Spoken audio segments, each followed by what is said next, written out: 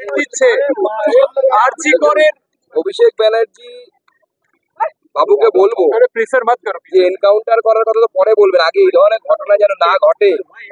আর নিজের দলের যারা নেতৃত্ব আছে তাদেরকে আগে শেখান যে কোনো মেয়ে ধর্ষিতা হলে সঙ্গে সঙ্গে বলতে নেই যে এটা তার এবং তার যে বয়ফ্রেন্ড ছিল তার মধ্যে সমস্যা, মেয়েটি প্রেগনেন্ট ছিল। আজকাল এই ঘটনায় যেরকম মুখ্যমন্ত্রী বলেছেন এরকম বলতে নেই, ওনাকে শেখাতে বলুন না দলের লোকেদেরকে। সাজানো ঘটনা পার্কস্ট্রিট কাণ্ডে বলেছিলেন যে এটা একটি ছোট্ট ঘটনা, তুচ্ছ ঘটনা, এবং তার সাথে বলেছিলেন যে একজন এসকর্ট সার্ভিস এবং তার কাস্টমারের মধ্যে গন্ডগোল। রাজ্যের একজন প্রমুখ নেত্রী, মুখ্যমন্ত্রীর কাছের মহিলা, তিনি মহিলা নেত্রী বলেছিলেন এই ধরনের ঘটনা। সবার আগে নিজের দলকে শিক্ষিত করুন, সেন্সিটিভ করুন, তারপরে এই ধরনের কথা বলবেন। আর এনকাউন্টার উত্তরপ্রদেশ হলে হতো, পশ্চিমবঙ্গে হবে না।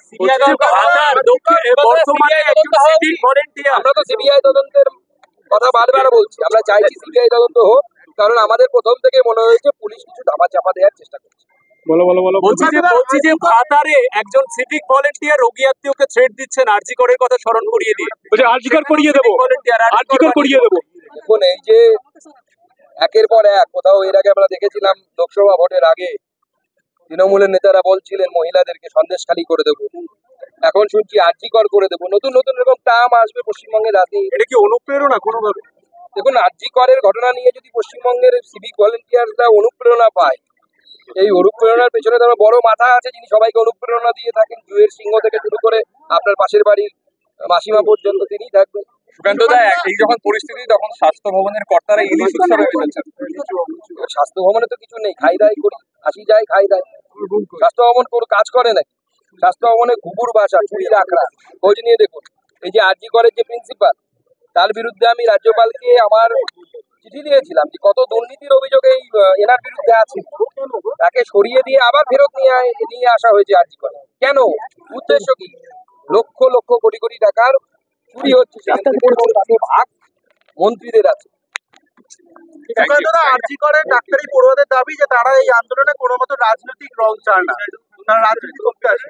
তাদের দাবি কি আছে না আছে সেই বিষয়ে তারা বলবেন। আমাদের তো রাজনীতি করতে আমরা এখানে আসি, আমরা শাস্তি চাই। যদি আজকে আমরা শুনেছি কোনো একজনের ছবি নাকি সেখানে পৌঁছে গেছিল, সেটা রাজনীতির ছবি কিনা আমি বুঝতে পারছি না। আমার মনে হয় যারা রাজনীতি করতে চান তাদের প্রকাশ্যে এসে রাজনীতি করা উচিত, ছদ্মবেশে করা উচিত। আমরা রাজনীতি চাই না।